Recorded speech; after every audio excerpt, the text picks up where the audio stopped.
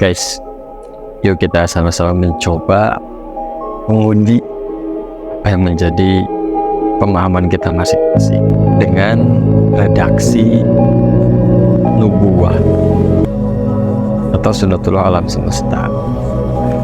Nubuwah di sini sederhananya adalah sebuah peristiwa yang terjadi apa adanya berdasarkan kehendaknya. Lalu Nabi adalah orang yang menyampaikan kabar berita dari sisi.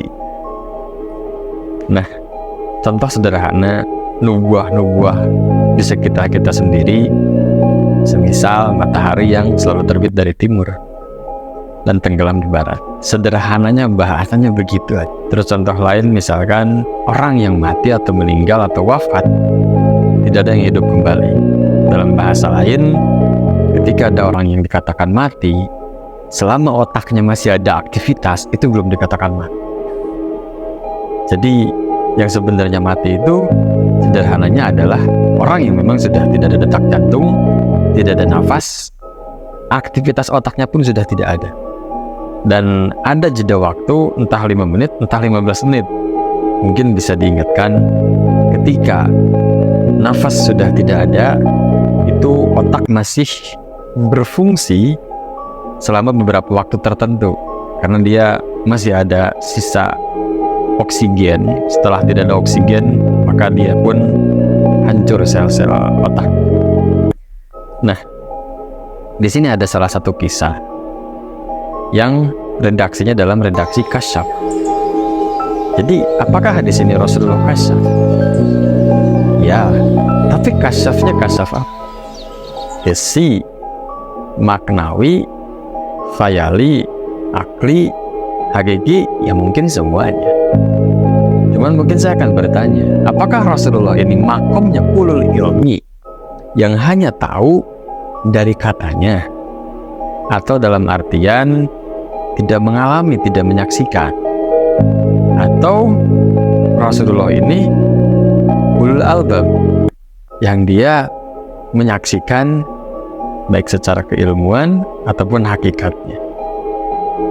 Nah, dalam satu kisah begini,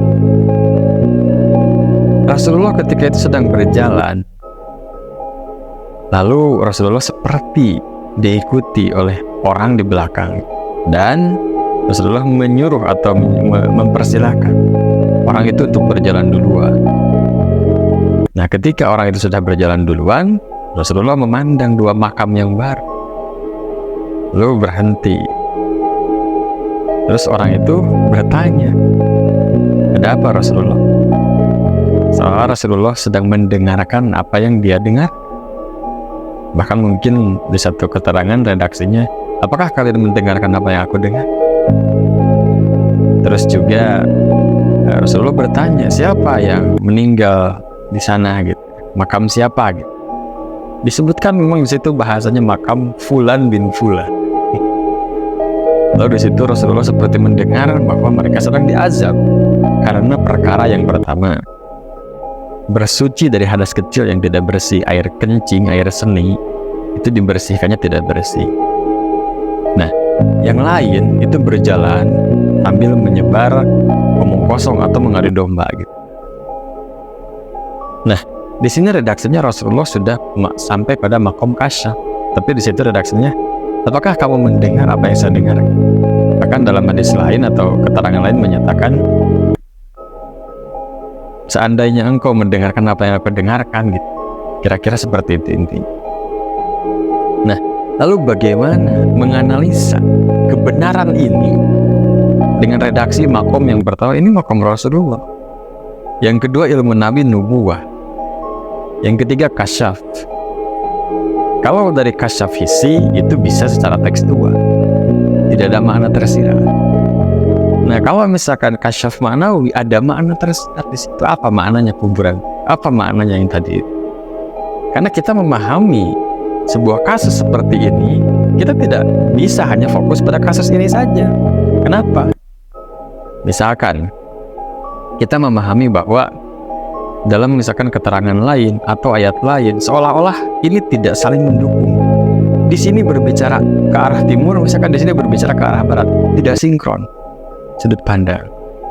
Nah, lalu ketika memahami kasus seperti itu, dan kita memahami misalkan bahwa redaksinya ya, sederhananya bahasanya, surga neraka itu sekarang, siksa kubur itu sekarang, maksudnya sebelum nyawa perjalanan sirat itu sekarang, terus juga yaumul hisab itu sekarang, kiamat itu sekarang gitu.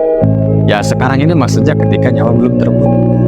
Karena nubuatan tadi diantaranya bahwa manusia itu sendiri tidak ada yang hidup setelah mati dikubur gitu.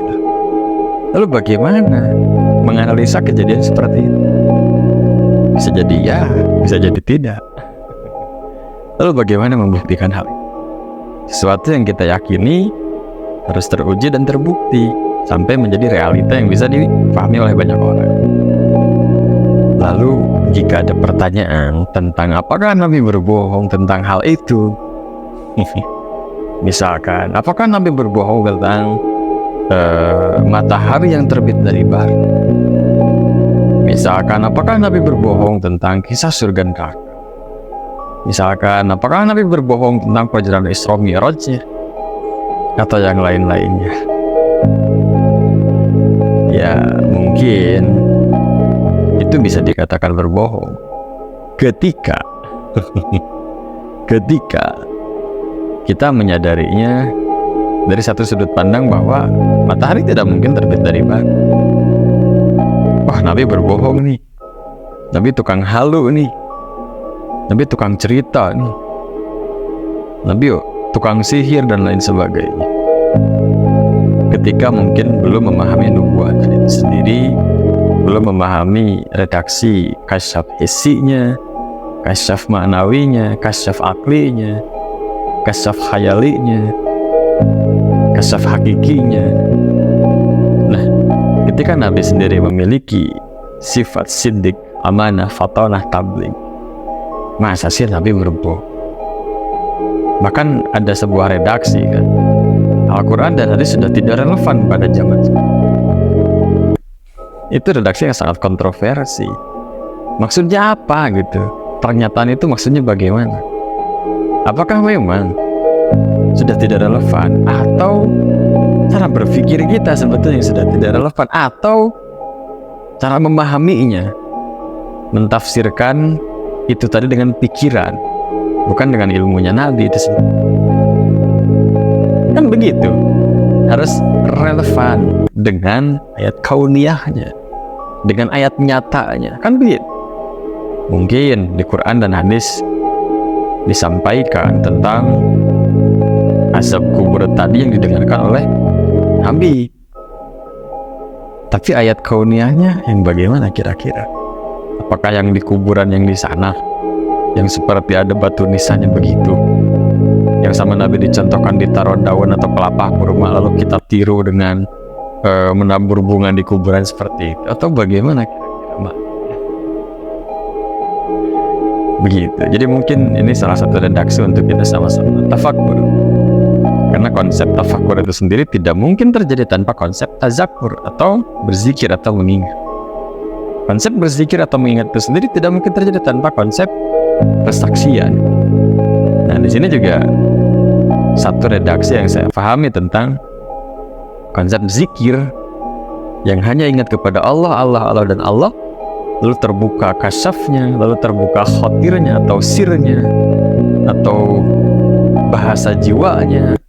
Itu zikirnya zikir yang bagaimana? Apakah zikir yang menyebut Allah, Allah, Allah, Allah, atau sebetulnya semua alam semesta ini adalah manifestasinya sendiri?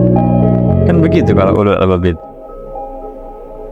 Tafakkur tentang penciptaan bumi dan langit, sekelas Rasulullah atau sekelas Nabi. Maksudnya begini, jadi arahnya ini bukan kepada meragukan atau mempertanyakan apa yang disampaikan atau kemampuan Nabi itu, bukan ke situ arahnya, melainkan perbandingan yang relevan antara ilmunya Nabi yang disebut dengan nubuwah dengan kasyafnya Nabi yang mendengarkan azab kubur dua laki-laki dan juga kasyaf kita. Nah, kita bandingkan atau misalkan Bukan kita bandingkan, kita jadikan apa-apa yang Nabi contohkan itu sebagai parameter untuk kita mengukur tentang kasyafnya Nabi, kasyafnya kita, dan kasyaf yang dimaksud yang sebenarnya bagaimana gitu loh. Ya, redaksi sederhana misalkan, umumnya orang-orang memahami kasyaf itu tersingkapnya tabir kegaiban melihat mukasyafah. Ya, misalnya melihat tentang di 2024 akan terjadi misalnya ada air di Jawa Barat, ada gunung, nah seperti itu. Salah satu mungkin contoh kasyaf-kasyaf yang sering sekali disampaikan oleh orang-orang yang menyampaikan. Lalu bagaimana kasyaf yang dimaksud Nabi tadi? Mendengarkan azab kubur daripada dua kuburan baru. Yang satu karena ketika kencing tidak membersihkan sisa air kencingnya. Yang kedua ketika berjalan dia sering mengadu domba. Itu maksudnya apa gitu? Secara kalau misalkan kita berbicara yang disebut dengan ya persaksian, seperti Nabi kasyaf pendengaran sam'i, lalu di situ relevansinya dengan nubuatan manusia yang sudah dikubur dan diazab, itu maksudnya apa? Kira-kira begitu. Ada makna nggak? Kita sendiri memahami bahwa salah satu yang disebut dengan mukjizat Nabi Isa, menghidupkan orang mati, menyembuhkan penyakit buta, itu pun maknawi. Lalu bagaimana dengan mukjizat-mukjizat yang lainnya tidak dikatakan maknawi juga? Kira-kira seperti itu. Jika kita memahami sebagai satu pemahaman bahwa mukjizatnya Nabi Isa menghidupkan orang mati, menyembuhkan penyakit buta itu adalah maknawi, punya makna. Lalu dengan mukjizat-mukjizat yang lain seperti tongkat Nabi Musa yang dilemparkan menjadi ular, dibuka ke laut menjadi terbelah, Isra Mi'raj Nabi Muhammad dan seterusnya, itu bagaimana? Gitu loh. Kenapa kok cara kita memahami gitu loh? Kita seolah nggak yakin gitu loh. Dan mungkin itu sendiri yang jadi pertanyaan kepada diri saya, apakah ilmu atau pemahaman yang saya sampaikan ini sanad ilmunya sampai kepada Rasulullah? Sama, dalam arti lain, saya juga mencoba menguji diri saya, menyampaikan kepada teman-teman untuk dikaji bersama tentang pemahaman ini, sehingga pemahaman yang kita pahami atau keyakinan yang kita yakini ini bisa dibuktikan kebenarannya. Kira-kira begitu. Terima kasih.